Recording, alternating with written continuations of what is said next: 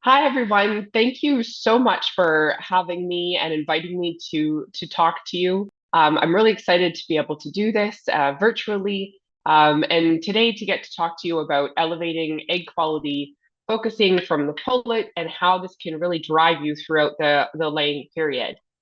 And throughout my talk, I really want to get you to start thinking about making the shift. A lot of the times we think about the pullet as this cost center in the sense, but really we should start thinking about it in terms of the investment. The pullet really helps to set up the time for the laying hen for when she starts laying her eggs and maintains laying her eggs over time. So we're going to talk about how we can work on shifting this type of thinking and building up that oviduct structure, or how she's building her reproductive tract and how that ends up leading to the eggshell and maintaining that eggshell structure and strength over the life or the long life of the laying hen, and ultimately what influences this longevity in terms of her laying the eggs as well as the eggshell quality and being able to maintain that over a longer amount of time. So when we think about the overall life of a hen,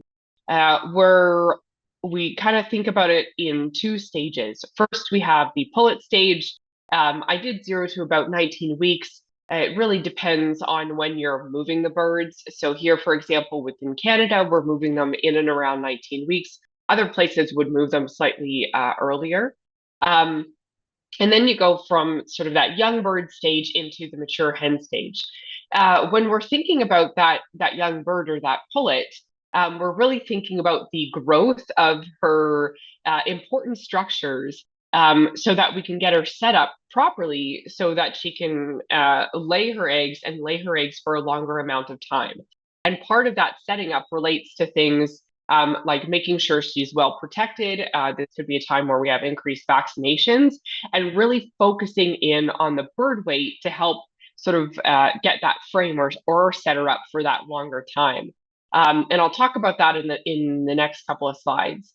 The other piece also to take into consideration just for the overall life of the bird is, especially when you're thinking about the timing and what are different things that can create stresses on the bird. You know, birds are creatures of habit. They don't like things to change too much.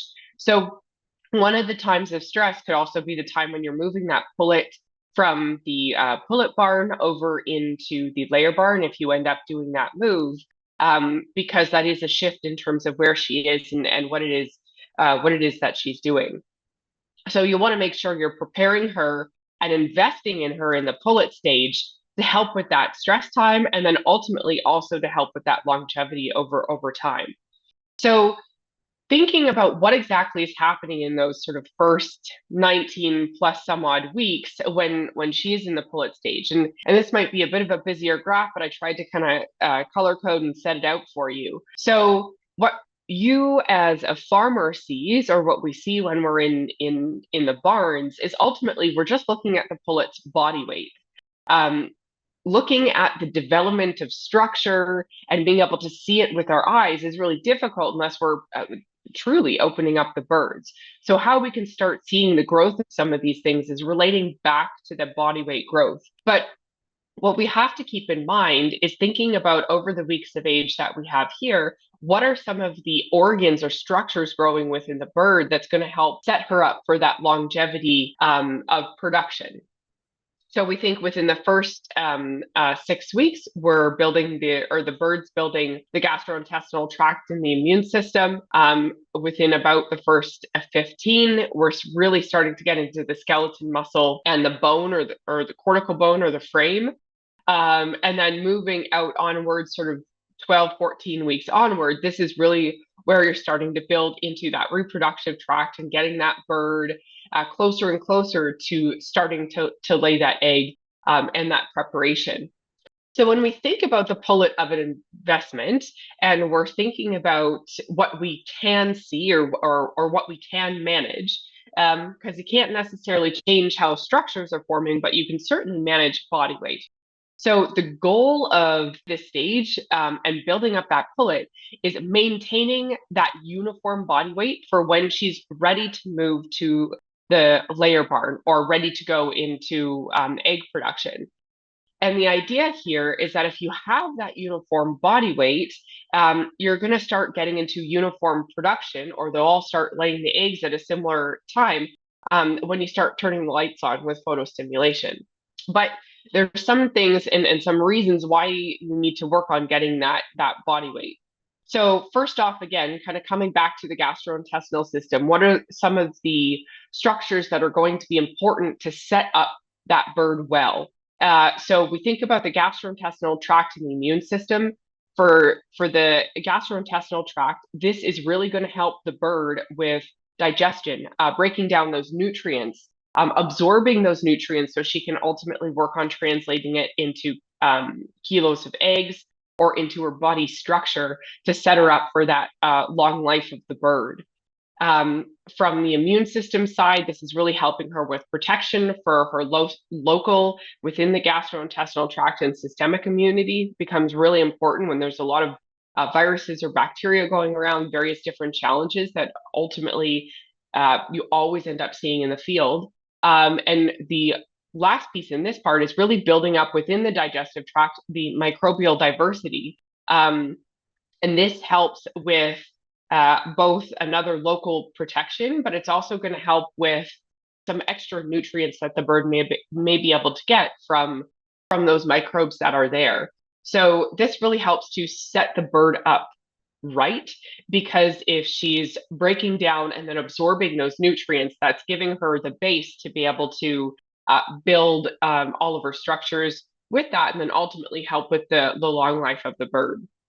Then we come into the skeleton and muscle, really important. The cortical bone, again, building out that body frame and giving that physical protection of the bird. So from the body frame, it's setting her up to be able to put the muscle on, the fat on the way we want to, so that you can have those reserves being built to help with egg production over the longer time. From the muscle, depending on how those birds are raised, whether they're on a floor, in aviary systems, even to some extent within different conventional or enriched systems, it's helping to give her the wing or the leg power if she needs to move around, and again, building some of those protein and energy reserves. And then the last part is having that medullary bone, or setting her up so that she has calcium reserves. Now, granted, when she's going into lay and into that long life, you're not necessarily wanting her to pull the calcium from her bone. You want her certainly to get it from the feed, but this does help in terms of just having that reserve. And last but not least, helping to build the fat, which is going to help with building that steady energy supply. Again, not to ask the bird to take it from her own body, because obviously we're doing that with feed. We're providing the right energy, protein, calcium, and minerals within the feed. But if you come into those challenge times, any type of stress, which again is so common when we're coming into the field, having these reserves becomes really important, because we can feed to a certain amount, but sometimes getting that quick reaction in the diet versus what's actually happening in the field, you don't always have that connection. So I keep talking about this word uniformity. How do you actually measure it? And what does it mean? So here I just have a picture of a graph.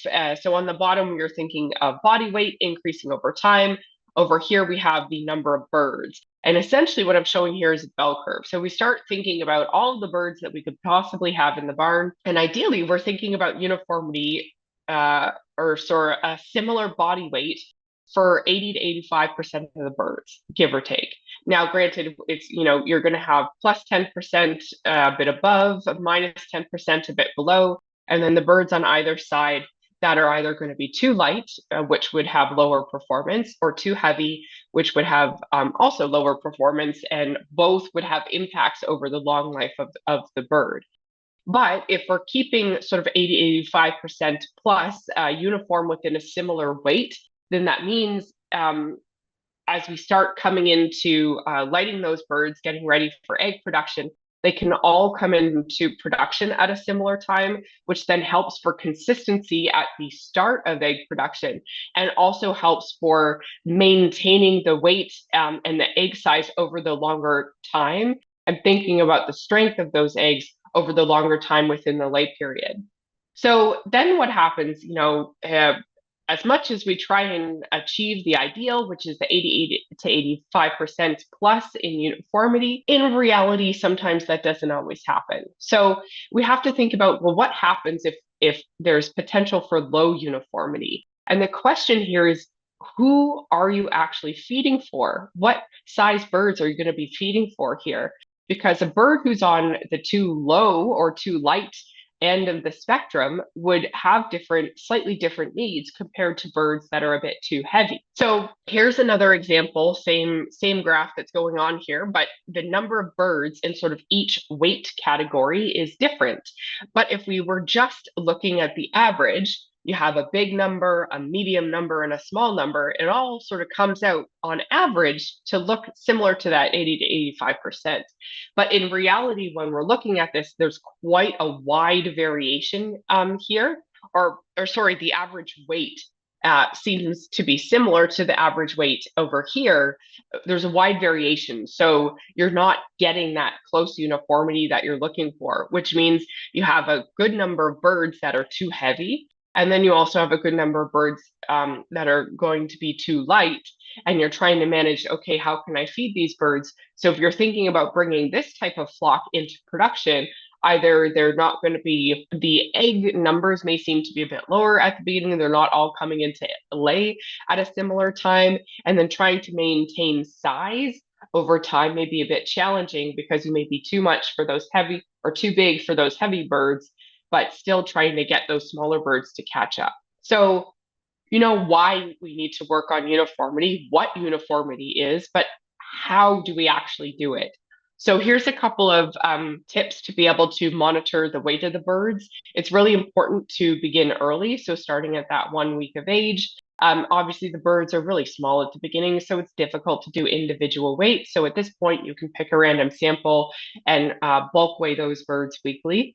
Then afterwards, as the birds start getting bigger, you can do consistent random sets of birds weekly. Here it's about 100. Obviously, the more birds you're able to look at, the better. It just gives you better numbers. But you also have to think about how is this actually going to work in reality in your system with what you have. So these numbers are just guidelines. You have to think about what's going to work with what you have. And it's important even after those 32 weeks as she's, getting closer or within peak, give or take, really to start thinking about those weights because that's going to help with managing the egg size. So when I talk about picking a random group of birds, what do I mean by that? If you're in more of those conventional or enriched systems, those mesh systems here, and you have control over sort of the specific unit of birds that you can go to. There you can randomly mark different locations to weigh, and you're constantly weighing those same locations from many different areas within the barn, many different tiers within the barn, so you can get that good random sample of what all around the barn looks like. For alternative systems, so ones where the birds are on the floor or potentially in aviary systems, you can't really mark a unit or a space. So now it's important just to grab birds from many different locations and then get a good number of birds so you can get a good weight. Here's just a couple of examples of target weights to think about during development, but really these target weights are going to vary depending on the breed and the status of the bird. So how much challenge is this bird going through? So keep that in mind. Again, they're guidelines, but by no means exact. And if you want to get more information, please feel free to use your phone. Check out this QR code. It's a great technical bulletin that was put out by Highline. And thinking more about sort of what body weight at first egg influences, so how uniform and how heavy that bird is, can have an impact on the egg weight, feed intake, as well as the egg production curve, especially if she starts coming into lay a bit too light. So it is okay to slightly exceed that body weight standard to build those body weight reserves just before she's going into the production of lay. So we have, you have to measure your body weight. You have to think about it during the pullet stage. You're really trying to maintain uniformity. But I keep mentioning some of these different challenges because ultimately in the field, there's always something that can happen. Again, those birds are creatures of habit, so the wind can blow a little differently and you run into something. So what are different ways to help with managing the body weight and supporting those birds? I always think about in English, we we have this acronym or this, different letters to be able to remind us of things. So we call it FLAWS. And if you really extend it out, it's feed, light, litter, air, water, space, sanitation, security, as in biosecurity, vaccines, and staff. And when you're thinking about going through your systems, think about all of these different pieces because all of them are certainly going to have an impact on that pullet stage and also certainly an impact on the layer stage. So just to highlight a couple, when we think about feed and water, thinking about things like the quality of that feed, the quality of the water, but also access. Can the birds physically get to it? Is it form that they're liking? So here in these pictures, we just have, or I just have an example of mash feed, making sure it's the right kind of mix of fines and larger particles. And here it's just getting the actual access. All of the birds have access to be able to get to the feed. Versus the water side, here are a couple of things where the birds need to have access, but you don't want drips. You want to have good quality. You don't want the biofilms building up. And it's not just about the water lines in the barns or the nipple drinkers in the barns. It's also about the anteroom or where you're putting in things like medication prior to going in. If there's a lot of dust and build up there, that's going to bring a lot of challenge, but we may not necessarily think about it. The other part is in terms of the space, especially setting up during that brood stage before those birds come in. What exactly is happening? What's going on? How are you starting when it comes into weighing? The start of production doesn't happen when the birds are physically in the barn. It happens much before when you start thinking about things like clean out, disinfecting, setting it up, and all that. So now when we come to the oviduct structure, how exactly is this set up? You kind of go from the ovary where you're releasing the yolk. You then go into the infundibulum where you're starting the formation of the inside of the egg. You have a magnum, the egg whites being produced. Then you come into the the isthmus, where you have inner and outer shell membranes being formed, and then the tubular shell gland where water is entering that egg white, and then the shell gland pouch. So this is where you're getting the eggshell being formed, and last but not least, pigmentation or the coloring going on, and then the cloaca where the egg's coming out the back end. In terms of the inner and outer shell membranes, this is really building the base or the structure for the eggshell to come on. So when we think about some of the things that can have an impact, especially as that bird is growing, disease can impact the lining. It can impair either the internal egg or the shell development. If it's happening in a young bird, this may impair just the growth of the oviduct in general, so that by the time you end up getting into lay, she's not laying and you're thinking about why, or she's not laying as well as you would like. Stress over a longer period, again, can impact things like the shell gland pouch. You can have retained eggs.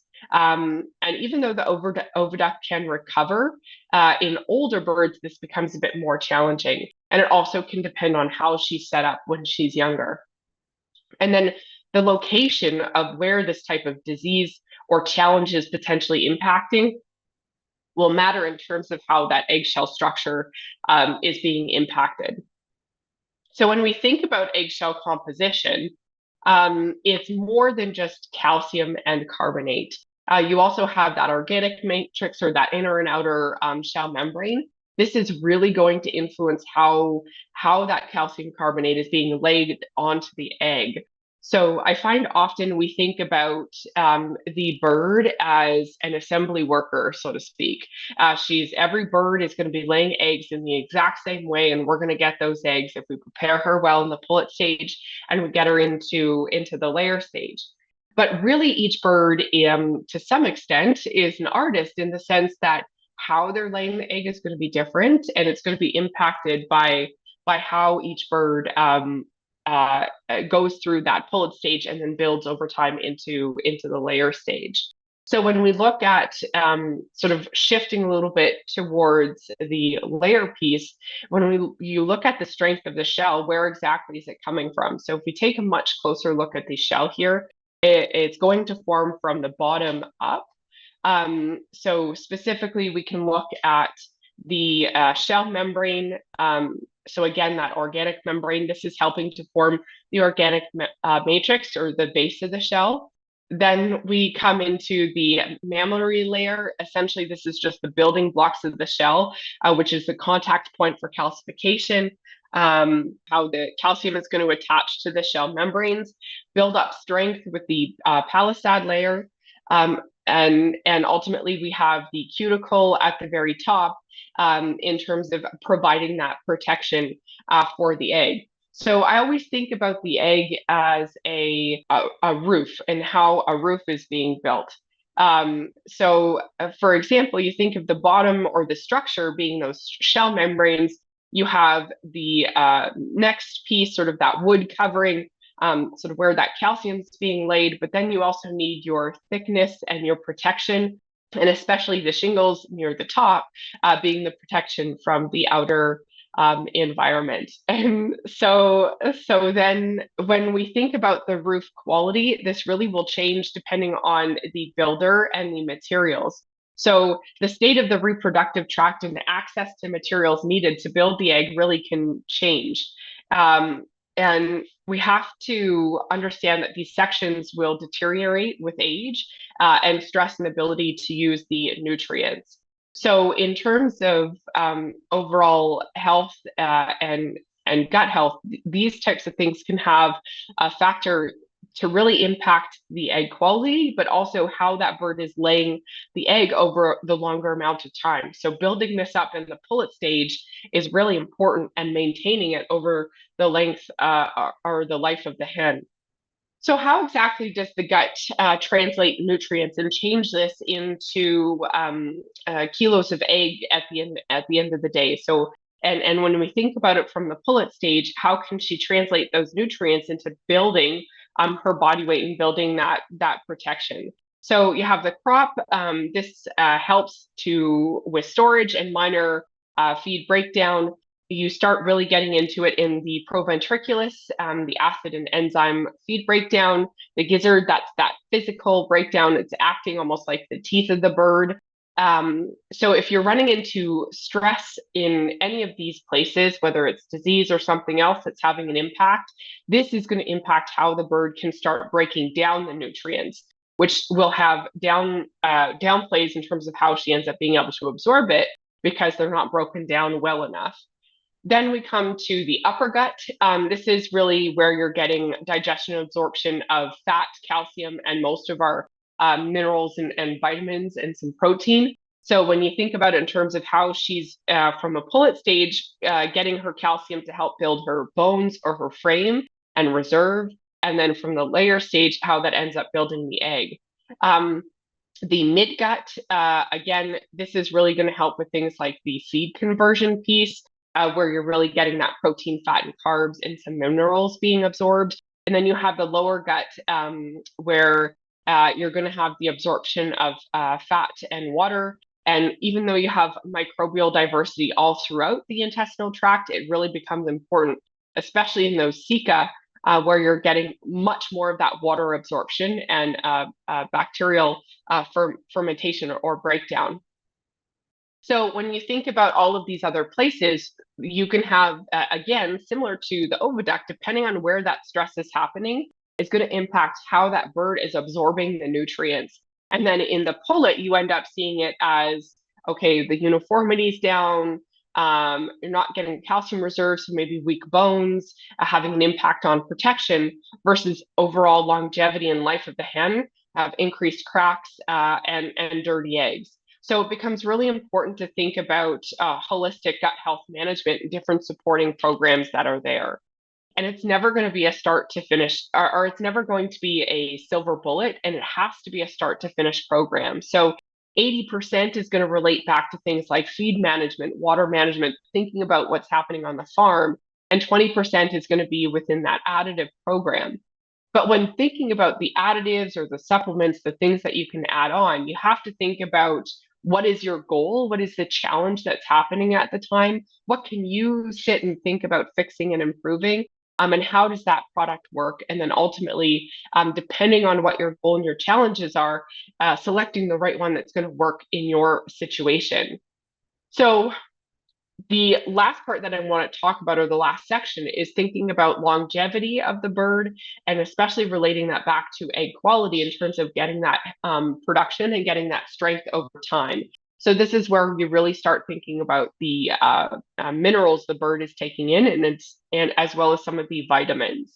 So again, thinking about calcium being an important part when we think about bone development in the pullet, as well as egg production, how that bird is absorbing that nutrient becomes important. So calcium can be absorbed in two ways. One, which is transcellular. Essentially, this is this active movement throughout the cell. Think of that person swimming. They're putting out energy. So there has to be energy to be able to absorb this. And then you have to have vitamin D3 to be able to help out as well. Then there's this passive diffusion or passive absorption, which is working on concentration gradients. This is the person sitting in an inner tube, just sort of casually going down. That's how the calcium's being absorbed. So there's two ways of this happening, and phosphorus can have balances calcium absorption. So when you're thinking about how it's being given to the bird, the particle size and when it is given matters when you're thinking about it in terms of egg production, because she's forming that shell towards the evening. In terms of sort of building up that bone of the bird, it's not necessarily the time of day per se, especially during the pullet period, but just making sure she's getting the right amount of calcium during her those important production stages. And if you have some type of gut health challenge that's going on, how is this going to end up impacting how calcium is being absorbed, and thinking about that bone and eggshell development? When it comes to the egg specifically, it's more than just the calcium that's there. It's also the carbonate that's important. And the intention is for you not to sit back and go and memorize this slide, because it's a very difficult one. It's just thinking about how calcium is being balanced and absorbed, and where carbonate is coming in. So carbonate comes from, you can get it from dietary bicarbonate going through the digestive tract. You can also get it from atmospheric, or basically as the bird's breathing in and out carbon dioxide. And then you also have the carbon dioxide that the bird is actually making, which is sort of helping to get rid of the waste within the kidney. And we also have to remember sort of that creation of the calcium carbonate that ends up getting on the egg is also zinc dependent. So there's other minerals that are important. So there can be many different things that impact respiratory and metabolic carbonate formation, sort of thinking about the acid base balance. So when you're thinking about the birds, if they're getting too hot, you get a lot of breathing out of carbon dioxide. So this can, and the panting, that can have an impact. So rethinking about, okay, if we're getting in too hot, what is this happening? Thinking about other things that could impact the breathing, ammonia environment as well. And then getting into some cases for how that bird can get rid of its waste. Are we giving it too much in terms of crude protein, and what's going on that way? And then the other part, thinking through sort of that zinc dependent, there's also a role of microminerals. So microminerals are important, and these are things like the selenium, zinc, copper, manganese, all throughout the production phase of the bird. So from pullet stage all towards the end of production into lay period, the lay period. So supporting the reproductive development, immune support, helping with bone development, more so if you're thinking about it with roosters on the breeder side of things, and then within the hen in terms of the lay period, helping with eggshell quality, but also the cells and integrity of the reproductive tract. And then on the egg or within the egg itself, helping with the strength or building that organic matrix, that inner and outer shell membrane, where the calcium can be laid on becomes also important. So a lot of the minerals that we end up using end up being inorganic trace minerals. They're cheap, they're easy access, and it's been used for a long time. But the challenge here is, especially when we start going into higher and higher calcium diets, calcium can actually bind other trace minerals, and these trace minerals are not quite stable. So what has happened is that we say, okay, well, we need increased levels of one particular trace mineral. This increases level needs of other trace minerals, and then all of a sudden you have a lot that's going into the bird that you're not using all of, and it's not being absorbed very well, so it's coming out the back end. So an alternative to this that's being used is organic trace minerals, or in this case, you have protonated trace minerals. So in terms of like zinc, copper, manganese, iron, what's happening here is we're replicating the plant material forms in the manufacturing process. And then with selenium, it's a little bit different. And we're essentially, with a selenium enriched yeast, we're getting the plant to take up more of the mineral. In both of these cases, there's many different forms that are on the market, but you have many differences in terms of the types of structure, bond strength, or in the case of yeast, the sources, the strains, and so on. Why these are important is because they're replicating or actually making the plant take up more of the mineral. It's helping with bioavailability and stability, so you can get that transport across the gut, which means you actually need less to still be able to achieve more. And it helps to deliver the mineral to the site of absorption. So this can either be added on top as a supplement or total replacement. And just as an example for how this works within the gut, here you have the lumen, so basically where the feed is coming in, and you have the salt form of the mineral. So here you have the salt form of the mineral, so in this case it's zinc. When you put a salt in water, what happens? It basically breaks down into its two different components. You have the salt and then the positively charged zinc. But the thing is positively charged things can be really negatively reactive within the body. So the body is trying to protect itself, and the mucus layer within the gut is negatively charged. So just like magnets, if you have a positive and a negative charge, they attach to each other, which means that some of the mineral gets to where it needs to go, but not all of it.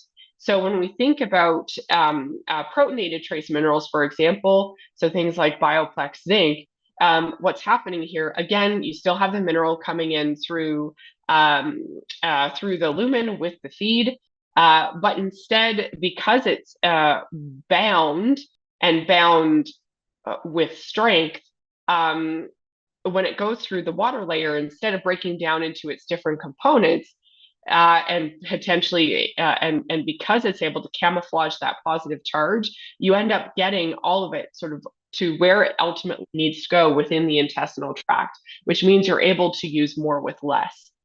So coming back in terms of sort of that hen and building her up to have good egg production and then strength of egg production over time, what we found is using these bioavailable organic trace minerals or those bioplexes and cellplex helps to strengthen the attachment to the base of the pillar, so helping build that organic matrix.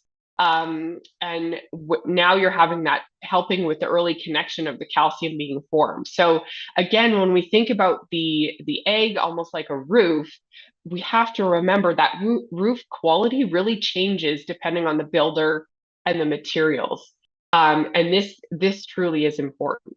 So we have sort of different pieces of nutrition that can impact, but how do we actually look at eggshell strength, especially as birds are starting to be moved? You know, we've done all that we can within the pullet stage. Now she's starting to lay the egg, and we're trying to maintain that longevity of egg production and quality within the layer barn. So there's a couple of different ways that you can test eggshell strength. One of the simplest, especially when you're bringing it to the barn in the environment, is going to be candling, essentially using flashlight and putting it under the egg to see, okay, is everything opaque? I'm not seeing any sort of light color areas, then I'm getting good quality, versus here it's more of a mottled, or you see more of light colored areas. Okay, this is more thin shell versus somewhere you could potentially see cracks, but you may not see it if you're just holding it in your hand. So being able to measure this and sort of have a scoring system can help going, okay, maybe there's other things that need to be addressed, help with that troubleshooting. There's other machines out there in terms of looking at eggshell strength, or those all-in-one machines that look at both internal and external eggshell quality. Certainly more of a cost when you're looking at this, but something, if you're thinking about, okay, maybe there's a way of doing this consistently, but not on every possible egg, only on a set number of eggs, just to keep in check what's happening. But again, you'd have to have a sort of a set bench space for this. So all of that to kind of come back to, what do you actually need to think about and take home from this? I think there's three main areas. One, we really have to think about the pullets as our investment for that long-term layer. And how we get that investment is multifaceted in terms of nutrition, management, health, environment, all of those different pieces. And we can really use the pullet body weight uniformity as an indicator for how that pullet is doing. Really maintaining or working on maintaining the gut health, because that's going to help with nutrient breakdown as well as absorption, and also the protection of the bird if there's different challenges that come across. And when we think about sort of how she comes into getting to her eggs and being able to produce, you really are building the reserves in the pullet, and we have to think that it's going to be more than just calcium that's important when it comes to egg production. So we always have the hope that the pullet we prepare is going to be ready and set us off well for the long life of that hen. But I think what ends up happening in reality is we have to work together in order to be able to observe what we're seeing within the birds, communicate what's happening, because for the person walking through the barn, they're going to be seeing things that are going on that perhaps someone who's helping you in terms of management from the nutrition veterinary stage may not be seeing, because they're not there constantly. So being able to have this communication is extremely important. So with that, I really just want to say thank you very much for listening, taking in this information, and having me here. Please reach out, and I also put up this QR code for a great egg quality poster just to look at and use that information. So thank you again, and again, I urge you to think about moving those pullets instead of just being a cost, but move them to think about them as an investment.